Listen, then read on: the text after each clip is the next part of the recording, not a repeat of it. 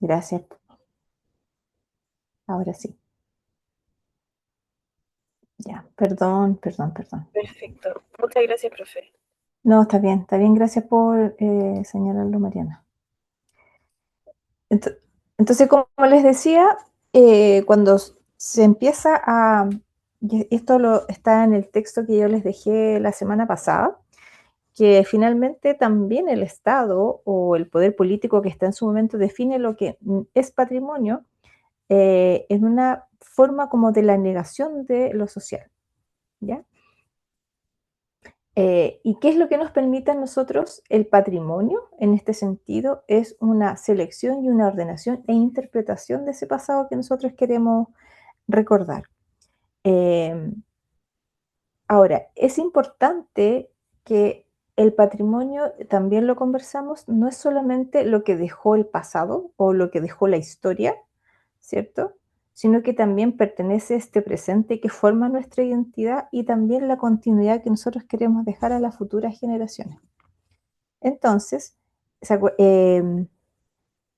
Alice Reigel, que es uno de los primeras personas que habla del patrimonio, eh, establece que el patrimonio tiene valores y que estos valores en el fondo son el valor de lo rememorativo, o sea, de lo que nosotros recordamos sobre ello, sobre eso, las huellas que deja en el tiempo, eh, y está el valor rememorativo intencionado, que se relaciona justamente con aquello que nosotros queremos recordar. Y aquí es donde se relaciona con el concepto de memoria. ¿Por qué? Porque la memoria es selectiva y porque nosotros seleccionamos, y esto lo dice Riquet y Habermas, que trabaja mucho con la memoria social. eh, Existen objetos de recordación que son intencionados. Cuando nosotros decidimos, por ejemplo, votar un monumento, votar un edificio por lo que representa, tenemos un acto de selección de memoria. Cuando se destruye una casa, por ejemplo, cuando se decide demoler un edificio que tiene una importancia histórica, muchas veces, como dice acá, es un valor rememorativo intencionado. ¿Qué es lo que yo quiero recordar, dejar en el presente para las futuras generaciones? Y esto no es azaroso, estudiantes. ¿Por qué? Porque nosotros también se relaciona mucho con este concepto de querer construir un discurso narrativo de lo oficial, de lo que queremos ser como país y como cohesión social.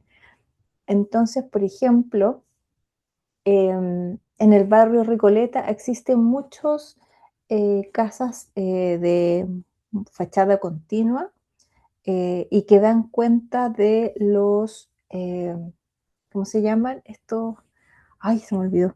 De estas casas que tienen un pasaje y tienen varias casas de adobe adentro, conventillo. Entonces, por ejemplo, el conventillo en el siglo XX, principio del siglo XX, en los años 60, 50, cada vez se fueron reduciendo porque, si bien es cierto, a lo mejor eran lugares como de pobreza, de hacinamiento, donde vivían los barrios bajos, y Recoleta, Independencia, estaba asociado a esa chimba, se empezaron a demoler. Entonces ahí nosotros, en ese ejemplo, nosotros podíamos decir que hay una acción de un proceso de recordación que es intencional, que es lo que nosotros queremos olvidar porque no queremos que permanezca. Y claro, ¿y por qué no queríamos que permanecieran, por ejemplo, los conventillos? Porque aludían a un sistema de pobreza, a una forma de vida de pobreza, del bajo pueblo, como dicen algunos historiadores, que no representan esta sociedad moderna. Entonces, aquí, cuando nosotros queremos el conservar el patrimonio, también se relaciona con esto, a este acto de recordación de memoria, qué es lo que queremos conservar y qué es lo que queremos eliminar. Y eso pasa no solamente por la intencionalidad de construir un discurso, sino que también pasa por un poder político y también pasa por los discursos de modernidad. Cuando uno lee, por ejemplo, el plan de Vicuña Maquena de la higienización de los años 1860, 1870, se da la orden de la intendencia, que en ese tiempo era como el que hacía como los planes reguladores, por decirlo de alguna manera, que estos lugares debían ser eliminados, que se debían demoler porque debíamos dar paso a una ciudad moderna. Y esa ciudad moderna significaba dejar de construir en adobe, dejar de construir como casas de fachada continua. Pero hoy día nosotros nos damos cuenta que eh, ese tipo de construcción o esa forma de construcción no solamente contenía a lo mejor un estilo de vida, podríamos decir, sino que también contenía patrimonio.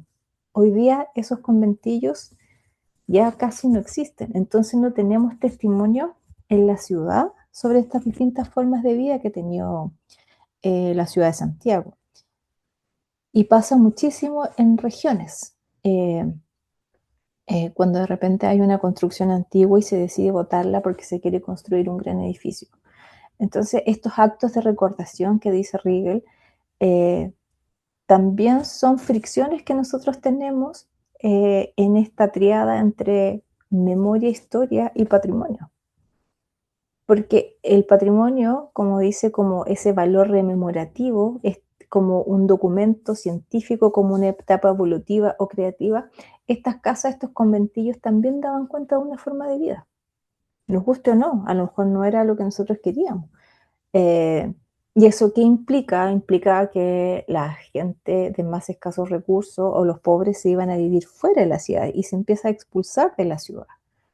Entonces, cuando uno dice, uy, qué moderna es la ciudad de Santiago, nos vemos extranjeros, claro, porque justamente en Santiago, Providencia, Las Condes se quedaron aquellas casas que daban cuenta a lo mejor de un estatus socioeconómico más alto. Vemos estos castillos y vemos muchos diarios de viajeros, por ejemplo, de 1800, donde dicen que Santiago realmente es una ciudad moderna por sus castillos, por sus edificaciones.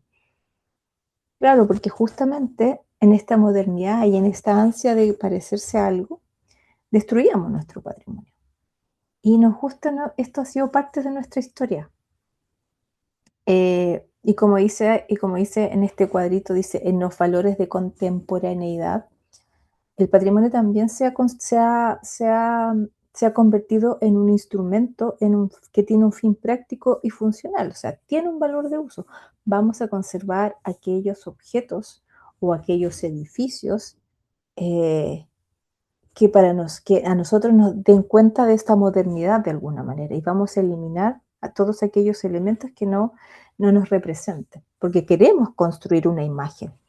Entonces, desde ese punto de vista, el patrimonio, como lo vimos en la clase de pasada, también está al servicio del poder político, ¿ya? Y también ese poder político utiliza herramientas estéticas, como dice ahí, para dar cuenta de nuestra identidad y lo que nosotros vamos a considerar bello o no.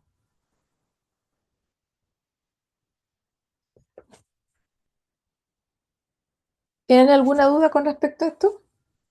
Que yo me embalo conversando.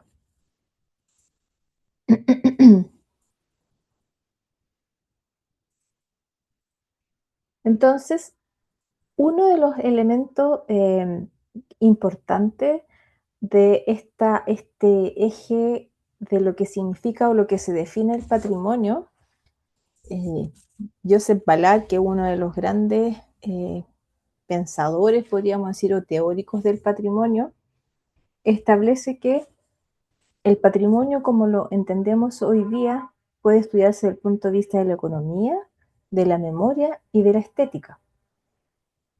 ¿Por qué? Porque finalmente cuando Ballard habla de esta como eje de la economía, lo hace desde el punto de vista del uso que puede tener ese patrimonio.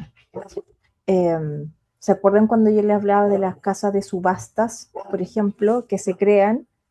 Se crea toda una economía de oferta y demanda en relación sobre todo a las formas de arte y a la rentabilización que tienen las obras de arte.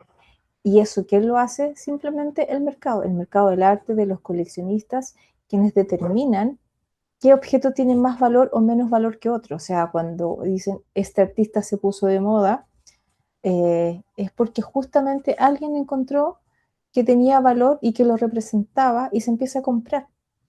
Y hay grandes historias de cómo se infla el mercado sobre este poder económico que tienen las obras de arte. Eh, Sotheby o la Casa Christie se dedican a buscar como de alguna manera y a construir artistas emergentes y que después son rentables y a comprar sus obras porque van a obtener un poder económico. De hecho, no sé si ustedes saben que el Banco de Chile, en la Casa Central que está en Ahumada, está llena de obras de arte porque antes se compraba mucho más arte que ahora. Entonces la gente cuando no podía pagar los créditos al Banco de Chile, le pagaba con las obras de arte que tenía de sus pintores. Y el Banco de Chile tiene una gran colección de pinturas, igual que el Banco Estado. También tiene una gran colección de pintura chilena y de pintura europea porque en el fondo tenía un valor económico. Y aquí yo les puedo contar un poco como una anécdota en que eh, yo me dedico, por ejemplo, a la tasación de obras de arte justamente porque son activos.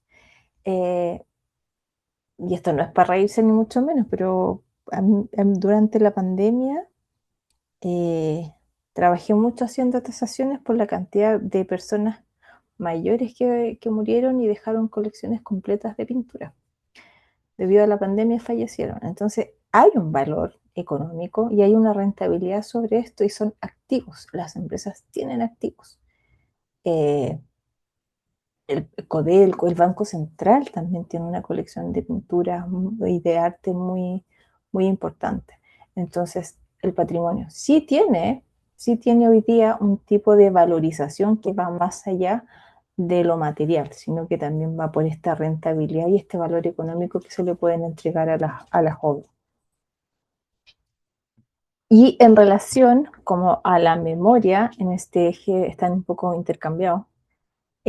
Ballard también dice que el patrimonio tiene un valor simbólico y valor significativo, y esta relación afectiva que nosotros tenemos con los objetos que lo produjeron y sus receptores actuales. Eh, y cuando hablamos de quienes lo produjeron, no solamente estamos hablando del pintor o del artista que está detrás de una obra, sino, por ejemplo, cuando estamos hablando de piezas indígenas, estamos hablando de poblaciones antiguas, de poblaciones indígenas, de pueblos originarios, y cómo nosotros hoy día lo estamos percibiendo eso, eso, esos bienes culturales. Y ahí Choi lo que dice es que también cuando estamos observando estos objetos, no solamente estamos aludiendo a una memoria, sino que también los objetos tienen un valor cognitivo, que es esa capacidad que tienen para transmitir conocimiento y valores universales que son únicos y que no existen en otro lado. ¿Ya? Y el tercer eje, podríamos decir, es el de la estética. Eh, y se relaciona con la atracción sensorial y morfológica, es decir, a la forma que puede tener un objeto. Y si bien es cierto, nosotros en antropología, yo una vez hice una asignatura que se llama Antropología del Arte, y pasa mucho con el arte indígena, que, espérame, que están pasando los bomberos, que y es la crítica, por ejemplo, que se le hace al Museo Chileno de Arte Precolombino, en que sacan a las piezas de su contexto y las muestran o las asimilan eh, a objetos de arte. Entonces ahí hay una discusión porque finalmente, si bien es cierto, ellos en su declaración de misión y visión dicen, no, nosotros somos un museo de arte precolombino, donde mostramos las obras por su belleza, su estética, su forma, su concepción, y las clasificamos de acuerdo en las zonas geográficas de América y de Chile.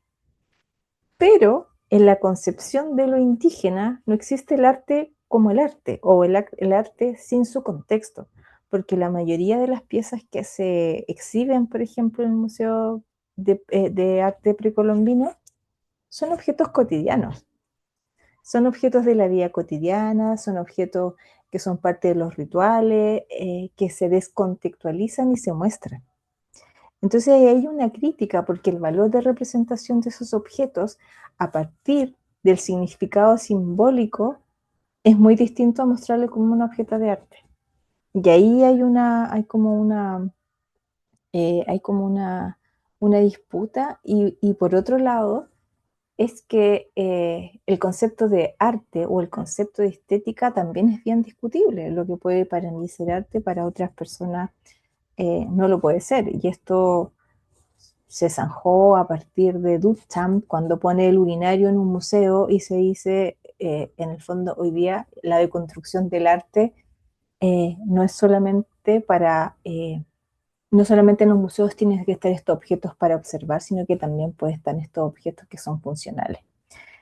Entonces, es un tema que en el fondo uno debe entenderlo en su contexto y nosotros tenemos que ser capaces de darnos cuenta de esas realidades.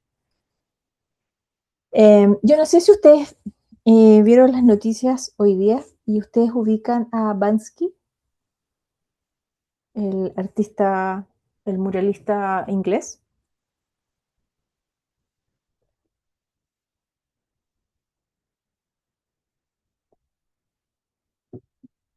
¿No ubican o no?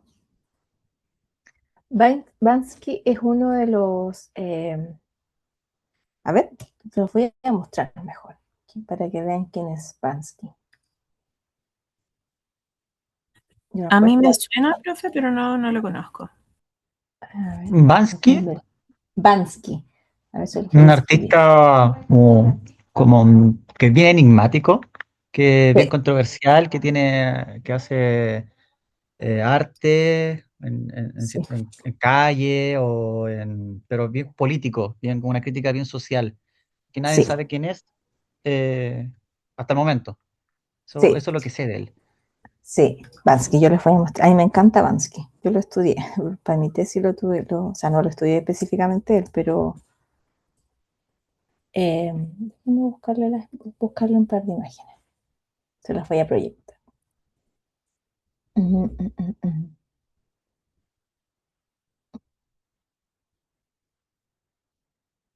Ya. Él hace este tipo de arte. No sé si ustedes lo ven acá.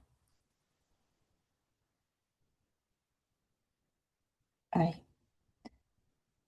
Y hoy día salió esta escultura. Por ejemplo, esta chiquitita, donde hay una niña con un globo con un corazón. Entonces él pinta principalmente en Inglaterra y también pinta en Estados Unidos.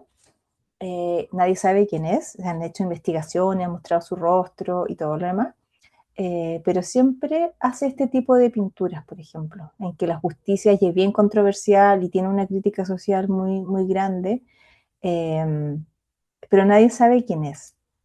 Y por ejemplo, esta obra, que se llama El símbolo de los inocentes, él hizo una cartulina, por ejemplo, y la entregó, y era como ya, se va a subastar un cuadro, vamos a decir, de Banksy, y cuando se vende, y se vende así por miles de millones de dólares, la pintura se autodestruye. Y costaba, no sé, algo así como $20,000, no sé. A mí, yo como que para los números soy re mala. Pero hoy día apareció esta escultura, dice la enigmática estatua con la que Banksy apareció en el centro de Londres, porque hace muy poco salió una investigación que decía que Banksy sabía quién era y mostraron una foto. ¿Y qué es lo importante? ¿Qué es lo que muestra esta obra? Es que, bueno, simboliza a una persona vestida con terno, con una bandera que no tiene símbolo y se tapa el rostro, pero como ustedes pueden ver aquí, eh, es como que va a pisar y va a dar un salto al vacío. ¿Y por qué en el fondo les menciono a Banksy? Déjenme volver a la otra presentación. Es porque justamente cuando nosotros definimos o se define lo estético, empezamos a decir y empezamos a hacer y a valorar el patrimonio desde otro punto de vista. Hay artistas, por ejemplo, que pintan muy mal, pero son muy valorados. Y Banksy tiene esto de como esto enigmático, esto de que no sabemos quién es, y como que surge un morbo por descubrir quién es este artista. Y también porque lo hace de una manera diferente, porque hoy día con tantos artistas y desde el punto de vista del arte contemporáneo, él se aleja como mucho a este concepto de lo que es un artista tradicional. Y lo otro también interesante de Banksy es que toda obra de mural o toda obra que se hace en el espacio público es una obra que está destinada a desaparecer. Nosotros sabemos que en algún momento alguien va a pintar ese muro, ¿cierto? Y la pintura se acaba. Entonces ahí está el valor de ese objeto, el valor de ese patrimonio, el valor de la obra del artista. Entonces ahí hay como que empiezan, como que todos estos elementos que estamos hablando acá, empiezan como estos conceptos se nos empiezan a desdibujar de alguna manera y empezamos a decir, bueno, entonces queremos conservar lo simbólico que a lo mejor es la obra de Banksy, pero sabemos que va a desaparecer porque está en el espacio público, ya sea por el espacio del tiempo, porque alguien la va a manchar. Entonces, ¿qué es lo que tiene valor? ¿La fotografía propiamente tal como la que vimos o la obra misma? Entonces ahí empezamos a recurrir y empezamos como a ampliar y por eso el patrimonio hoy día se define como una relación social que uno tiene, como una relación subjetiva que uno tiene con los objetos.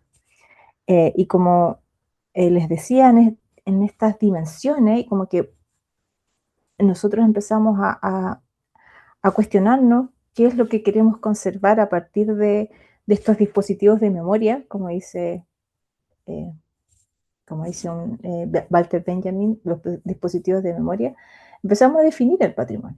Y tal como lo vimos, nosotros hablábamos que tenían dimensiones, las dimensiones materiales, esta inmaterial, que se relaciona mucho con todos los repertorios que tenemos para mantener el patrimonio natural y el patrimonio digital, que tiene muy buenas, en Chile está muy bien trabajado este último tiempo. Pero también existen otros elementos que se relacionan con el patrimonio y a mí me gusta mucho lo que dice Pierre Nora, que es uno de los primeros personas que habla de los sitios de memoria o habla de la memoria de los lugares, que los lugares tienen memoria. Y podríamos decir que es el antecesor de Marc Aullier cuando habla de los no lugares. No sé si ustedes han escuchado hablar de ese concepto de los no lugares.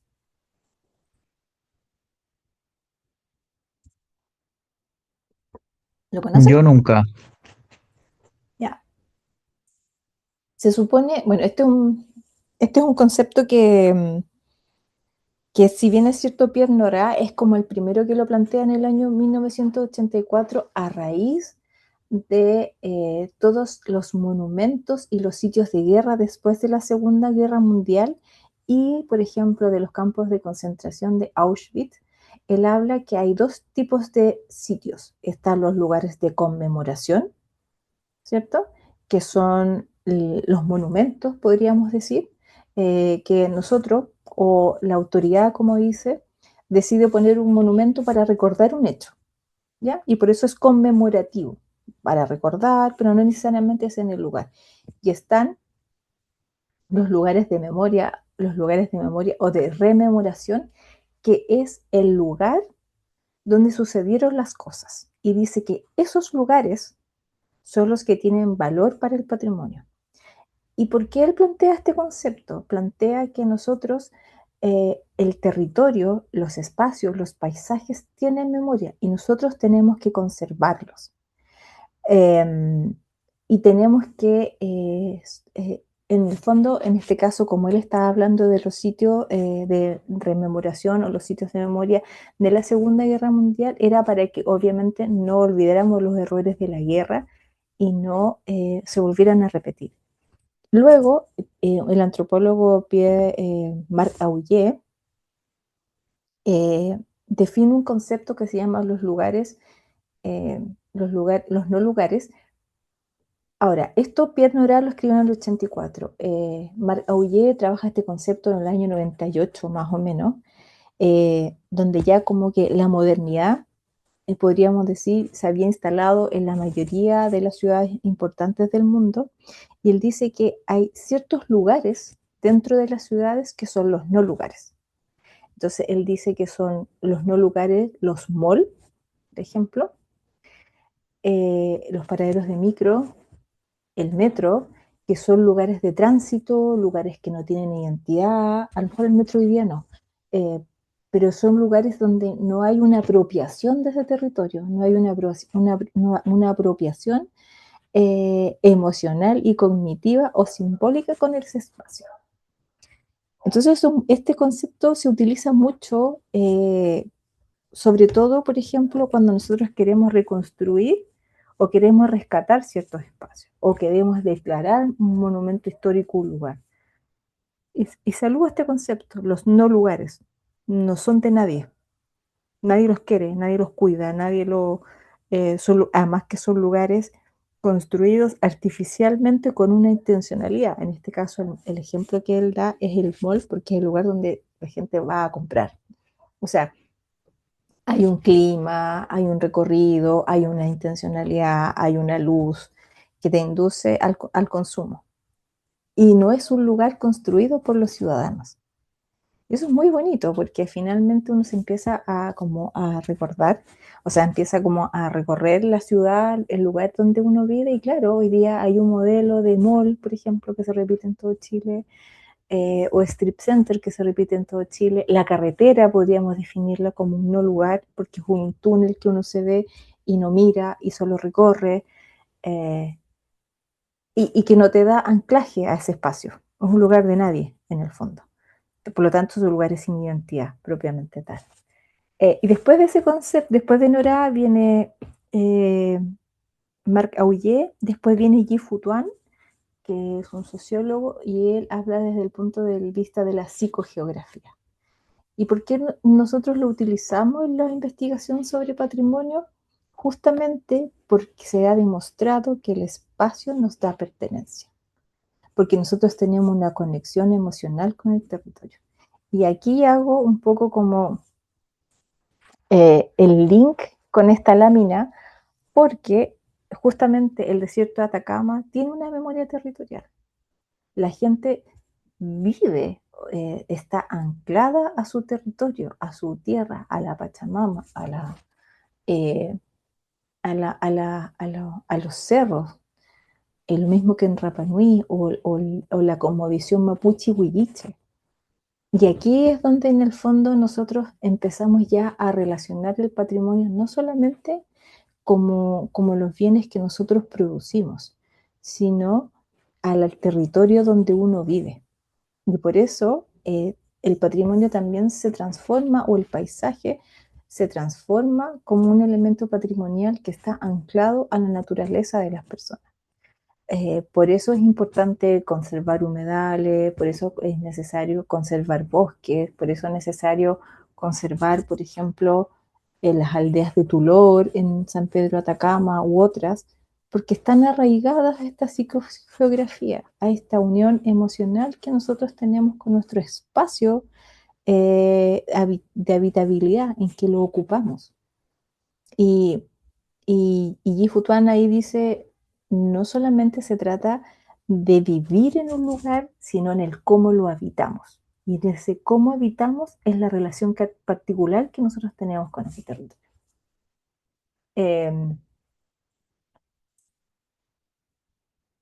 Entonces, son importantes desde el punto de vista de la psicogeografía, de los no lugares, y, y ahí en el fondo los sitios de memoria se transforman en estos patrimonios incómodos, en estos patrimonios que en el fondo no queremos recordar, pero sí son necesarios de recordar en todo el mundo.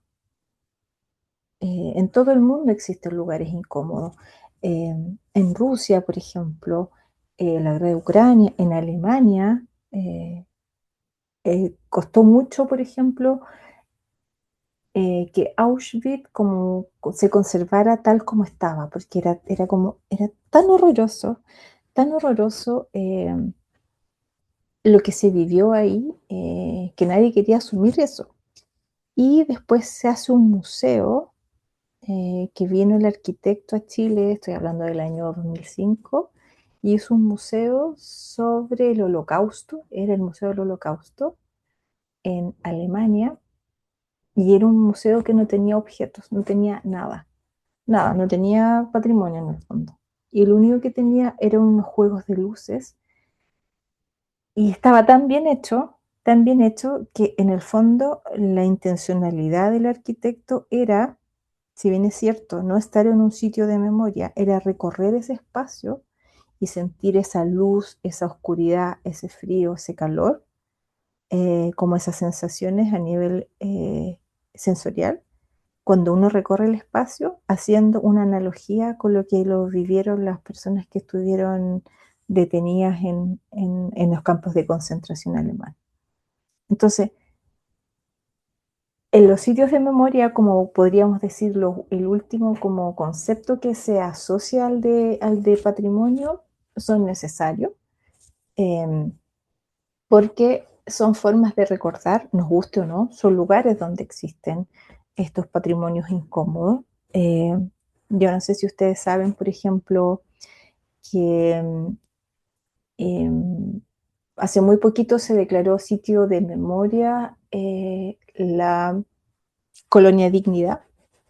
¿Sabían ustedes?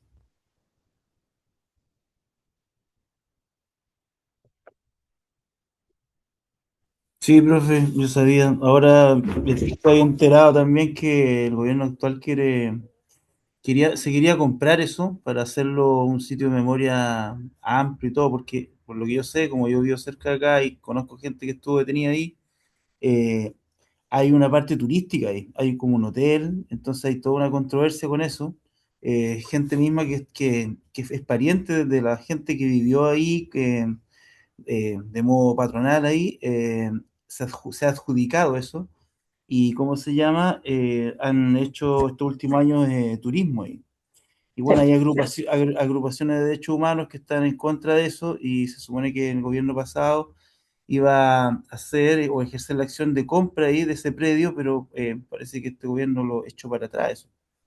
sí, sí. Efectivamente, el gobierno anterior quería comprar como un predio muy grande, justamente para que se... Ahora, ya está declarado sitio de memoria, o sea, ya está protegido por la ley 17.288 y todo lo demás. El problema está en el uso que se le da. Y como usted dice, claro, Colonia Dignidad está hoy día como que lo conforman, es como una cooperativa, entonces varios son los dueños y cada uno como que ejerce una función económica, podríamos decirlo, distinta. Eh, y ahí estaría la función social de ese sitio de memoria, porque la intencionalidad, ahora se declaró monumento nacional no solamente por la violación de los derechos humanos de las personas que estuvieron detenidas ahí, sino por lo que significó este enclave para personas alemanas, porque también en el fondo eran como cárceles, eran como lugares bien complejos.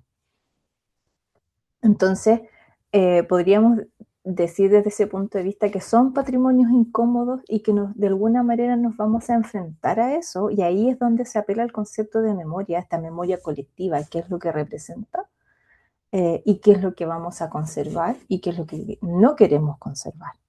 Y ahí el Estado, podríamos decir, tiene una misión clara porque justamente Chile, al adherir a las convenciones internacionales sobre patrimonio, nosotros tenemos la obligación de conservar estos lugares y reconocer estos lugares, ¿ya? Entonces, en el fondo, acá como vimos la clase pasada, en el texto de Prats, cuando hablábamos de esta definición de patrimonio, y yo les decía que el patrimonio o la identidad patrimonial podía tener 3 escalas: la nacional, la regional y la local. Y que hacíamos esta diferencia entre lo nacional, que es un discurso amplio, que es generalizador, ¿cierto? Que muchas veces establece jerarquías y que también alude a este concepto de memoria, en qué es lo que queremos recordar y qué es lo que no queremos recordar, y por qué le hacemos monumentos a Pedro Valdivia, Colón, y no a una mujer indígena, por ejemplo. Porque se basa en principios abstractos de legitimación, pero no necesariamente estoy diciendo, aunque a veces sí lo hacen, se contradicen con esta memoria local, que se basa en aspectos más bien vivenciales y de la vida cotidiana de los habitantes de esos lugares. Y se rige por la memoria compartida, y que está discutida, podríamos decir, eh, y que está sancionada por la comunidad, en el sentido de que se ponen de acuerdo de aquellos elementos que nosotros queremos recordar. Y tiene un carácter constituyente, o sea, las personas se reúnen en torno a ella. Ahora, ¿cuál es las amenazas que tiene la memoria? Que es un poco el ejemplo que vive Colonia de Dignidad, y lo estaba diciendo Pablo recién. Porque por un lado tenemos esta memoria y esta reflexión viva que la puede haber tenido Nora, Marc Aullier o Yi Fu Tuan, con este tema de la psicogeografía y la significación que tienen los espacios, cómo se usan los territorios y cómo se habitan, principalmente, y se relaciona con esta identidad comunitaria profunda y que tiene mucho significado.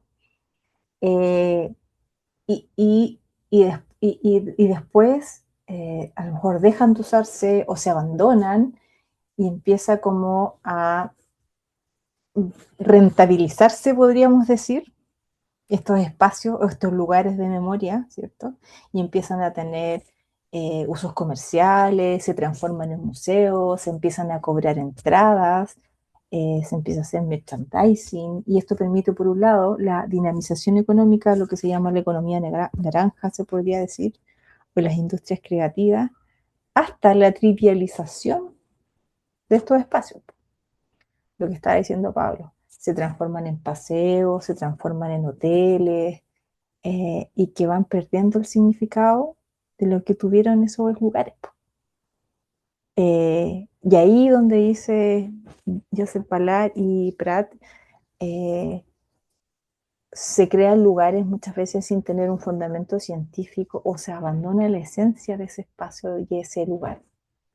Entonces, eso es peligroso. Eso es peligroso porque finalmente ya no serían lugares de memoria. Porque justamente la característica que el sitio tiene en memoria es mantener viva, es mantener un recuerdo de aquello que no queremos volver a repetir. Entonces es complejo porque aquí sucede algo que es súper lamentable: es cómo nosotros conservamos estos espacios, porque son caros de mantener y el Estado no siempre tiene los recursos, que eso ya lo hemos escuchado mucho en este último tiempo, para poder mantenerlos, pero necesitamos mantenerlos. Necesitamos que estén abiertos, necesitamos que se declare monumento histórico, necesitamos que haya un decreto de protección. Yo no sé si ustedes conocen el caso de la Villa San Luis, por ejemplo, en Las Condes.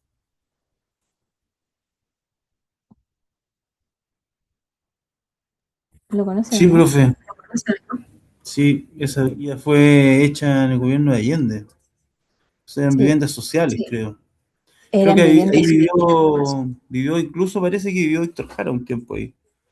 Sí, la Villa San Luis, por ejemplo, fue una villa que se construyó. Yo no sé si ustedes conocen el modelo de construcción de viviendas sociales que partió en la época del 50, 60 en Chile.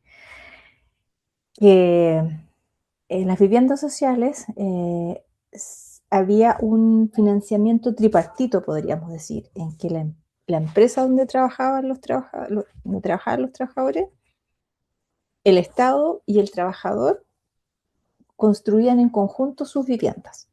Entonces, por ejemplo, la empresa y el Estado daban ponían el aporte, por ejemplo, para construir, y después el trabajador se lo descontaba por planilla para ir pagando, entre comillas, el dividendo de su casa, pero era un dividendo en el fondo justo, no pagaban intereses, en el fondo había una devolución de ese capital para poder construir. Y ese modelo de vivienda social se utilizó muchísimo, por ejemplo, en Maipú, en el Cordón Cerrillo, en Providencia, en distintos lugares de Santiago, porque eran lugares donde todavía la tierra no tenía un alto valor comercial. Entonces en Maipú, donde está el Cordón Cerrillo, está la Villa Ian, y todas las villas se llamaban como las industrias, la Villa SIC, la Ianza, la Gutiérrez. Hay una en Providencia que es, ¿cómo se llama? Papa no sé cuánto, que era de la gente que trabajaba en el diario, por ejemplo. Y está la Villa San Luis, que justamente fue como de las últimas villas de San Luis que se construyó con este modelo tripartito, y que después para el golpe no se alcanzó a vivir, me parece que muy poquita gente. Y después, como estaba a medio construir o estaba siendo así o no se había alcanzado a entregar, fue tomado por el Estado en el fondo y la entregó las vendió finalmente como departamento en Las Condes. Imagínense el alto valor comercial que tenía eso. Y hace muy poco tiempo se desalojó porque lograron que se desalojara y iban a demoler toda esa villa.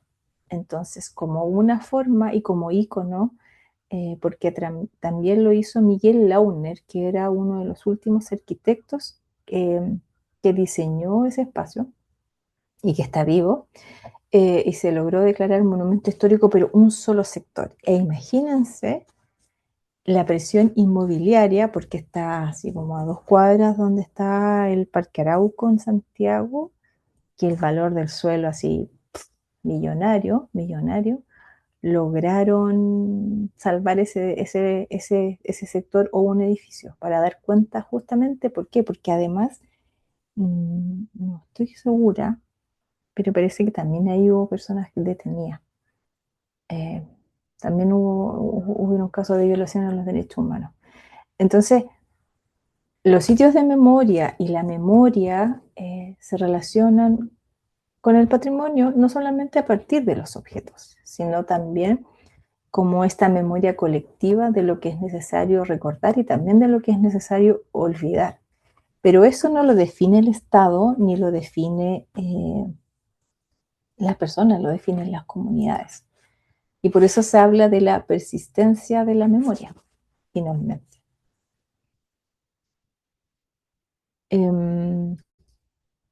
Eso en cuanto a la memoria. ¿Tienen algún comentario? Me gustaría escucharlos, porque yo creo que el tema de la psicogeografía, de los no lugares, yo creo que es un tema que es súper bonito y es súper apasionante. Y yo creo que cuando uno vive en un espacio, uno lo cuida, ¿no? Uno cuida su ciudad, uno cuida su lugar. Me imagino a Ana, que vive en Isla de Pascua, que está y vive en un lugar de memoria de sus ancestros. ¿Ustedes donde viven, por ejemplo, tienen lugares así, como lugares como con significado? Cuéntame, ¿quién me quiere contar?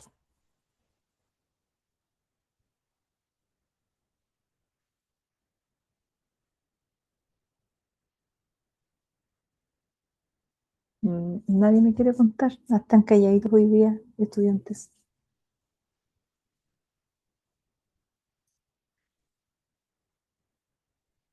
Yo, Pablo.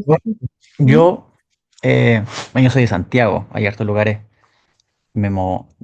o memorables que no se deben perder.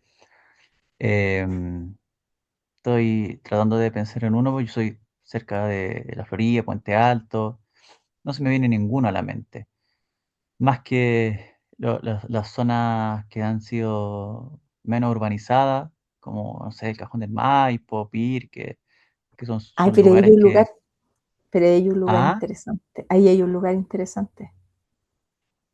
Que es muy poco recordado. Hay un hospital psiquiátrico, el Peral. el Peral. Mire la coincidencia. Yo justo iba a decir eso, porque yo trabajo en el Peral.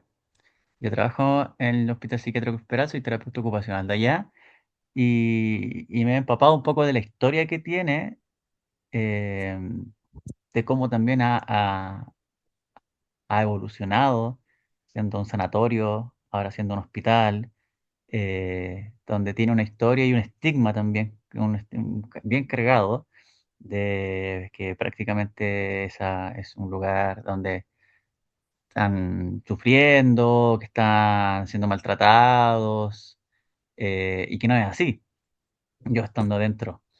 Y que claro, al tener ese estigma o esta etiqueta, que si bien es parte de la historia de la psiquiatría en Chile, porque innovó en temas de tener las puertas abiertas, pero se llama o le llamaban open door, tener las puertas abiertas para las personas que tenían algún desorden de salud mental, aún sigue ese estigma.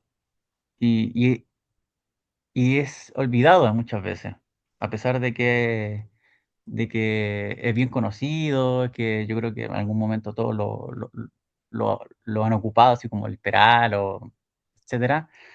Y justamente estaba pensando en ese lugar porque tiene una historia, tiene una memoria, eh, y que por este estigma muchas veces se tiende a olvidar. Y Sí. que yo en particular soy un trabajador de allá y que veo que es un lugar que tiene mucho, mucho amor, mucho cariño y que ha sido un precursor, en el tema de salud mental en Chile para que esto siga, evolucionando y que siga mejorando y que no haya tanta institucionalización para las personas. Mm. Sí, mira, yo le puedo contar que a mí yo estaba embarazada de mi hijo, de mi segundo hijo, en el año 2014. A mí me invitaron a trabajar a un proyecto del Peral para poder recuperarlo, porque habían unos pabellones que estaban desocupados. Eh, y fue mi marido, porque le contaba que mi marido es arquitecto especialista en patrimonio, y me dice... menos mal que no fuiste, me dijo, porque él quedó sorprendido, porque creo que recorrieron unos pabellones que estaban cerrados, me parece, y que como que quedaron abandonados, así como que quedaron desocupados de un momento a otro, y me dice, ya es como viajar en el tiempo. Y nosotros quisimos trabajar en la puesta en valor de esos pabellones, Joaquín, y el director o directora de esa época no quiso, y tenían un archivo muy bonito. Ana, pero qué bonita experiencia, Joaquín, qué bueno saber que usted está ahí. A lo mejor usted puede puede hacer su trabajo de semestre sobre el Peral, sobre una puesta en valor del patrimonio. Ana también nos escribe, dice, no tengo micrófono, profesor, pero sí, definitivamente los lugares aquí tienen un valor enorme y eso es algo que se tiene que proteger a como de lugar. Eso es algo que acá se les enseña a los niños de chiquititos. El problema es que llegan a ser, a veces, no todos, obvio, los turistas. Y por eso hay tantas restricciones sobre el acceso a los lugares más importantes. Exactamente, porque pasa lo que yo les decía, po. En esta lámina en que tenemos el lugar de memoria, empezamos a cobrar entrada, merchandising, porque necesitan eh, mantenerse esos lugares, pero al final en algunos casos como que se nos desvía el tema y, incluso se empieza a hacer hasta merchandising de esos lugares de memoria o esos sitios de memoria o esos lugares de memoria, como dice Holbach. Y alguien tiene otro ejemplo, Pablo decía, las cooperativas de Talca, hay muchas villas así. Claro, porque dan cuenta de una forma de habitar, de cómo se concebía la vivienda social en Chile hace 50 años atrás, pues, y eso es súper interesante, es muy interesante. ¿Alguien tiene otra experiencia que me quiera contar de sus lugares de memoria, podríamos decir? Que hayamos descubierto, como que hay que ir pensando en eso.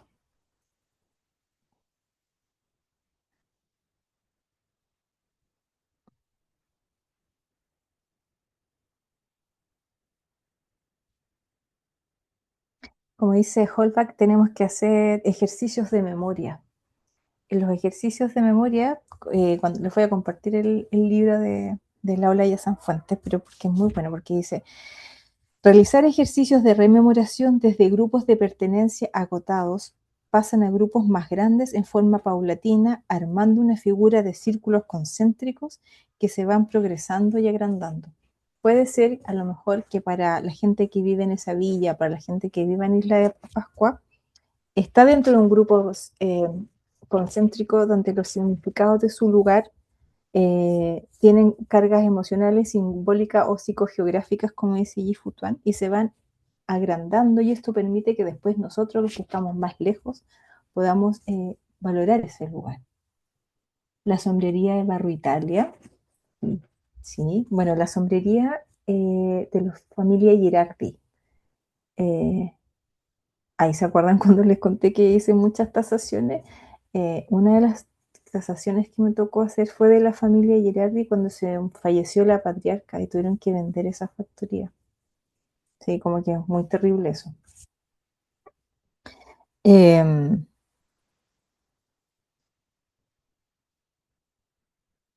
Una de las cosas que dice Olaya Sanfuente en su texto, por ejemplo, dice, hacer memoria no se agota en el recuerdo, sino que apoyándose en él se prolonga en otras evocaciones. O sea, ¿esto qué quiere decir? Que nosotros al recordar también estamos rescatando otros elementos asociados a ese lugar. Dice, y la gracia, entre comillas, que tiene este evocar es que nosotros podemos realizar, dice, acciones objetivas, por ejemplo, preservarlas o usarla con fines comunitarios. Hay un ejemplo que se dio mucho en Europa y se relaciona con esta idea de valor, porque cuando nosotros recordamos, valoramos, ¿cierto? Estamos entregando un valor, como decía Riegel, puede ser un valor histórico, un valor estético. Y en Europa, no sé si les conté que la práctica religiosa hace mucho tiempo que ya no es tan masiva como antes. Muchas iglesias han ido quedando desocupadas en Hungría, en Alemania, en Francia. Y todos esos lugares que tenían una función social, ¿cierto? Que era religioso, hoy día se han convertido en bibliotecas, en centros culturales, centros comunitarios y hasta un skate park. Entonces, esto en Chile es impensable. ¿Por qué? Porque justamente, ya se nos está acabando la clase, pero creo que lo alcanzo a pasar, porque tenemos una legislación muy antigua, demasiado antigua, que rigidiza mucho la reconversión de espacios patrimoniales por toda, en el fondo, la normativa que existe todavía y que es del año 1970. Yo no sé si ustedes saben, pero nuestra legislación de patrimonio es del año 70 y ha tenido muy pocas actualizaciones.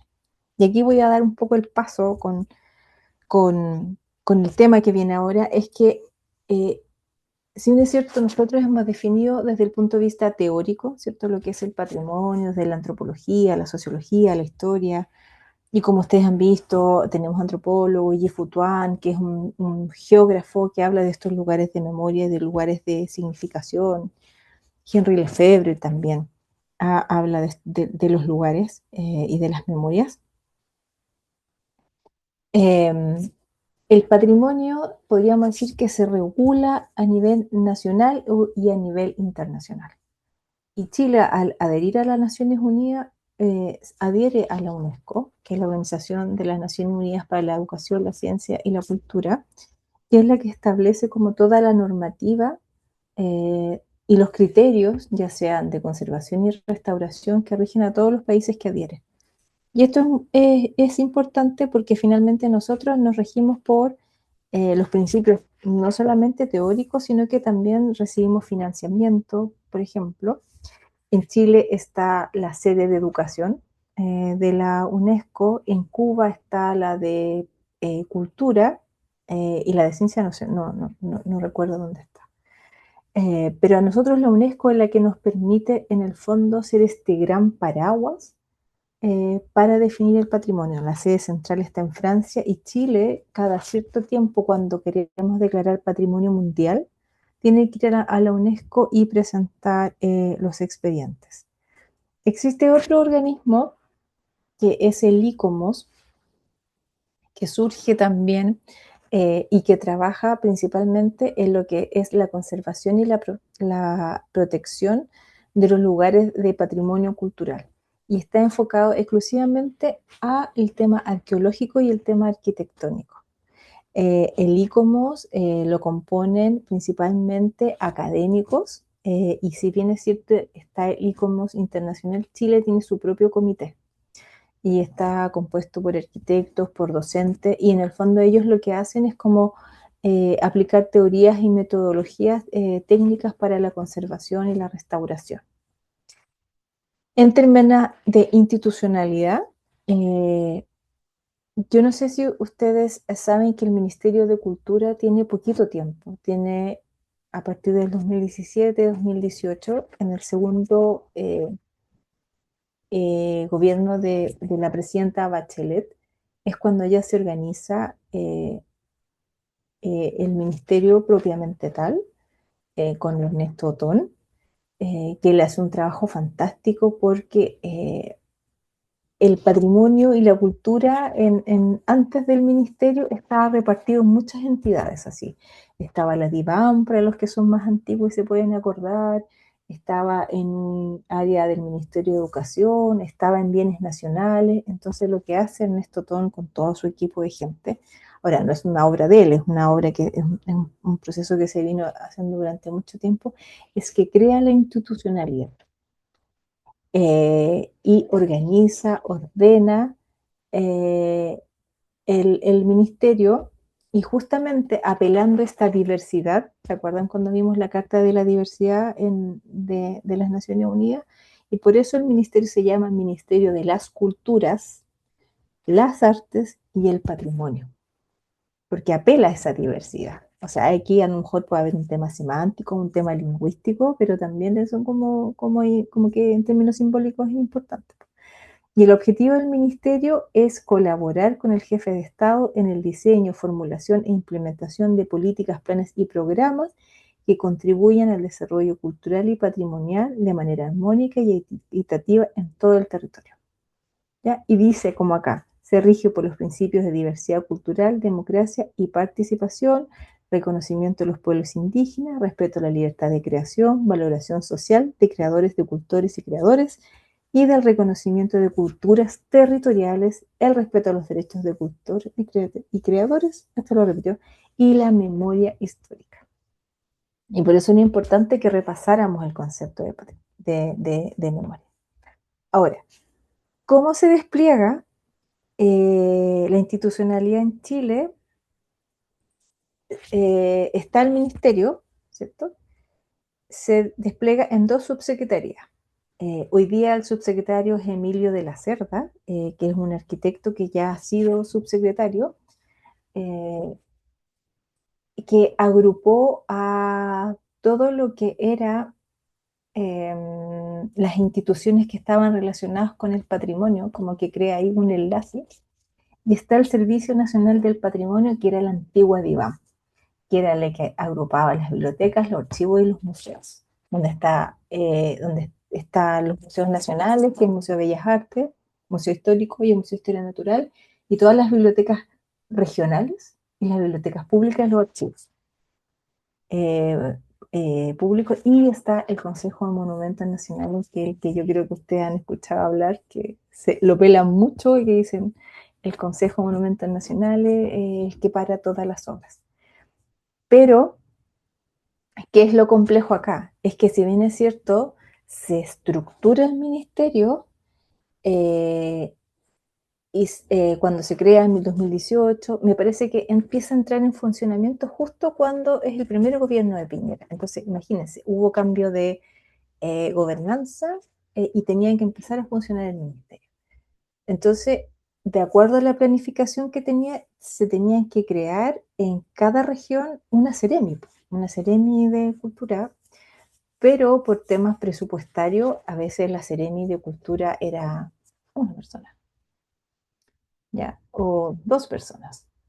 Entonces, la institucionalidad empezó de a poquito a contratar más personas, porque todo esto ha sido paulatino, y hay cosas que han funcionado bien y hay cosas que no han funcionado bien, porque finalmente la Subsecretaría de las Culturas y las Artes, quizás que nosotros tenemos un poco más de recuerdo porque se relaciona con los fondars, con todos los fondos concursables que todo el mundo dice que nunca se los gana. Yo nunca me he ganado un fondar por si acaso, ¿sí? Se los quiero decir, a pesar de los años que llevo trabajando en esto. Y el Servicio Nacional del Patrimonio, como dice acá, tiene como objetivo promover el conocimiento, la creación y la recreación y la apropiación permanente del patrimonio cultural y la memoria colectiva del país para contribuir a la construcción de las identidades y al desarrollo de las personas y la comunidad nacional y su inserción internacional. Y aquí, bueno, el Servicio Nacional del Patrimonio se preocupa de, por ejemplo, tiene la oficina de los sitios de patrimonio mundial, tiene las oficinas de sitios de memoria, tiene la oficina de los estudios donde se hacen todas las políticas culturales, ¿ya?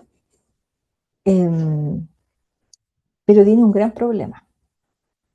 Adivinen cuál creen que es.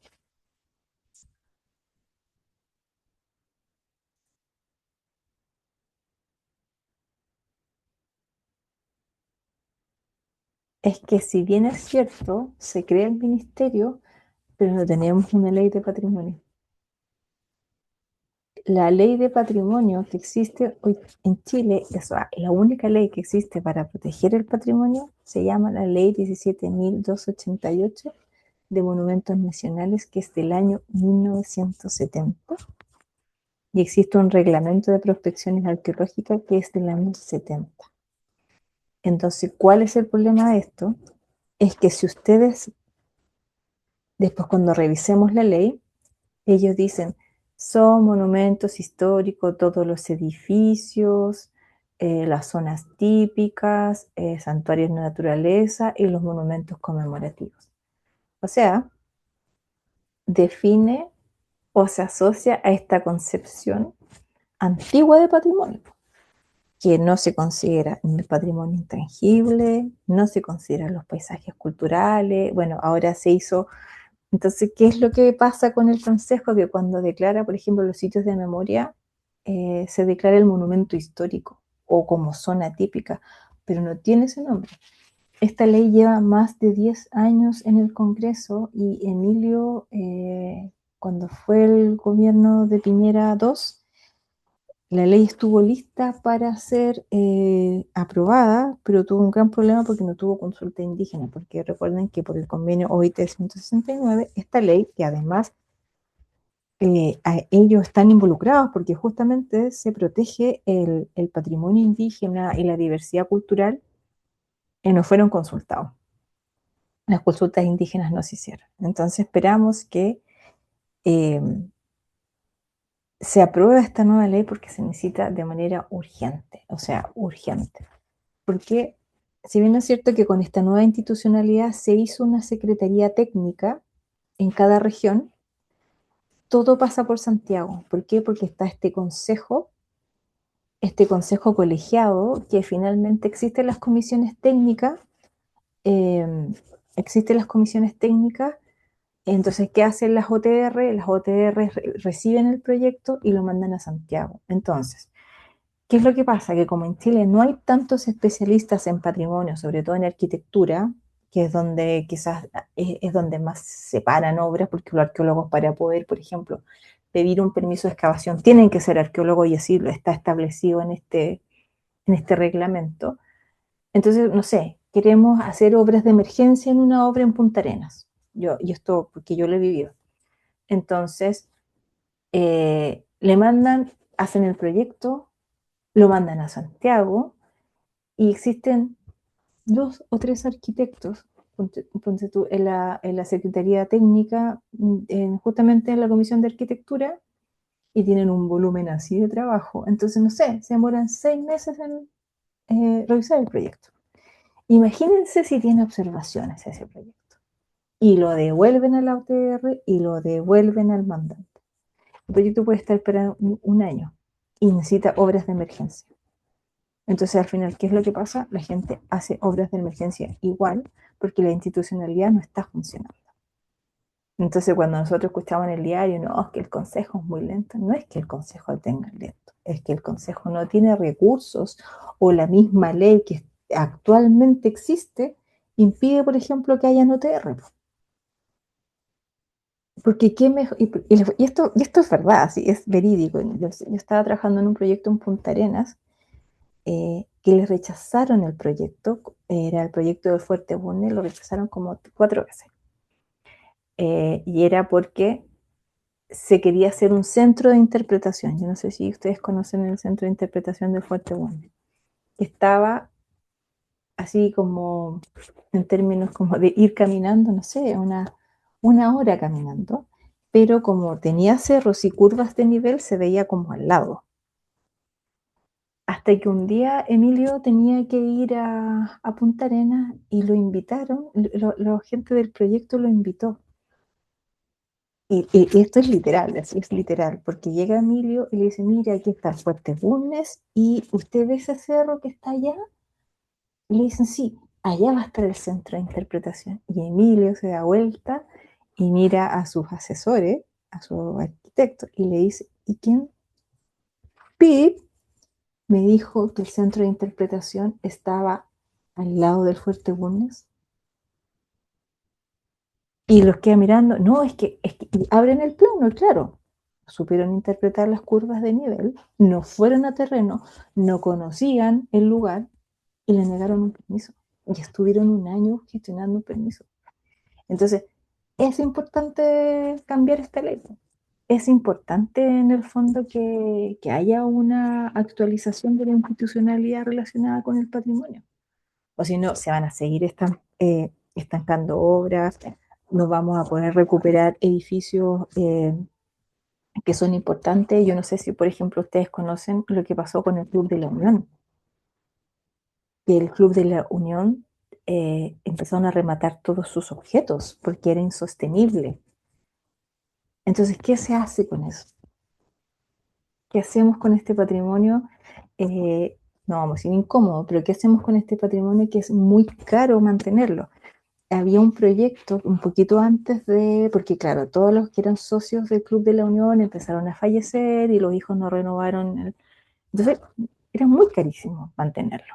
Entonces, en algún momento ellos pensaron, justo antes de la pandemia, en convertirlo en un hotel boutique, por ejemplo, o un hotel un poquito más chiquitito y todo.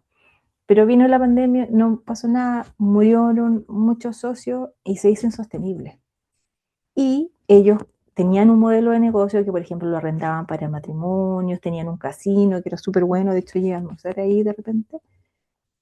Por lo tanto, tenía giro comercial. ¿Y qué es lo que dice la ley del monumento? Dice, ya, si usted es un monumento histórico, usted está exento de contribuciones, pero si usted tiene giro comercial, podríamos decir, tiene que pagar contribuciones. E imagínense cuánto cuestan las contribuciones de ese edificio. Hasta que hace, no sé, 3 meses atrás empezaron a rematar pinturas, muebles, o sea, obras así. Y uno dice, y escuché mucha gente que decía, pucha, el Estado debería hacerse cargo si el Club de la Unión nos guste o no. eh, Fueron lugares estratégicos durante el siglo XIX. Y entonces ahí está. Y está complejo. Yo no sé si ustedes saben, por ejemplo, que la Bolsa de Comercio la compró el MUD y quiere también hacer como un nuevo mercado, una forma de acercarse al centro de otra manera. Eh, entonces, la reconversión de los edificios patrimoniales es necesaria si queremos seguir conservando patrimonio. Porque no hay quien se haga cargo de esto, porque es caro si queremos tener esta idea como original de lo que significa el patrimonio. Y un último ejemplo para terminar, a los que ustedes conocieron el Almacenes París que estaba en San Antonio con la Alameda. ¿Lo ubican? Que estuvo ahí durante mucho tiempo. Sí, profe. Ya, ese edificio, después de la pandemia, bueno, el estallido social sufrió mucho, se desocupó. Cencosud lo vendió y lo compró una inmobiliaria. Y si bien es cierto, no es un monumento histórico, es un lugar icónico. Podríamos decir que eh, ya no era un no lugar, como podría decir Marc Aullier, porque tenía significado, porque una de las primeras tiendas departamentales lo compró esta inmobiliaria y ahora lo está remodelando porque van a ser departamentos y lo van a vender y van a tener así como un DFL2, departamento chiquitito. Y yo encuentro que eso es súper bueno porque en el fondo la gente está volviendo a vivir en el centro, que está muy deteriorado, que está muy de capa caída porque la mayoría de las empresas después de la pandemia cambió su, sus casas matrices hacia el sector más oriente de Santiago.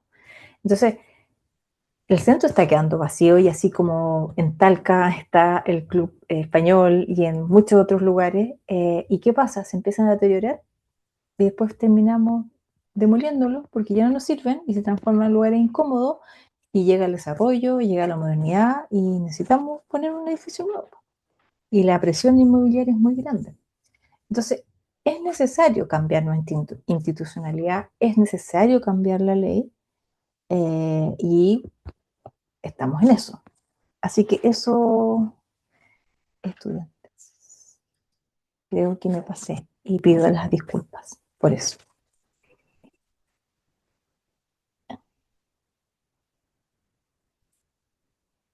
¿Has visto? El centro español ahora es un café, sí, abajo, pero arriba tiene una cosa, está desocupado, está terrible, terrible. Esos estudiantes tienen un bowling precioso en el centro español. O sea, les puedo contar que el Club Talca, para el Pablo, nosotros mandamos el expediente de declaratoria en noviembre del 2024 y todavía no lo aprobó el Consejo de Monumentos. O sea, ese es el tiempo de demora.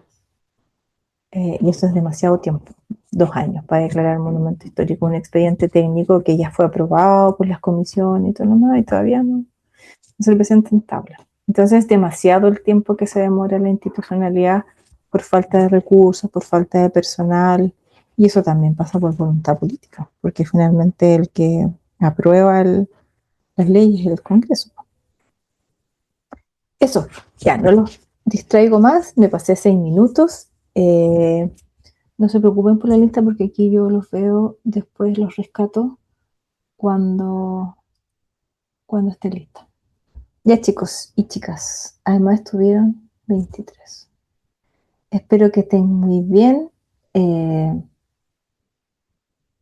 Marcela, la próxima semana le entrego las notas, les envío las notas.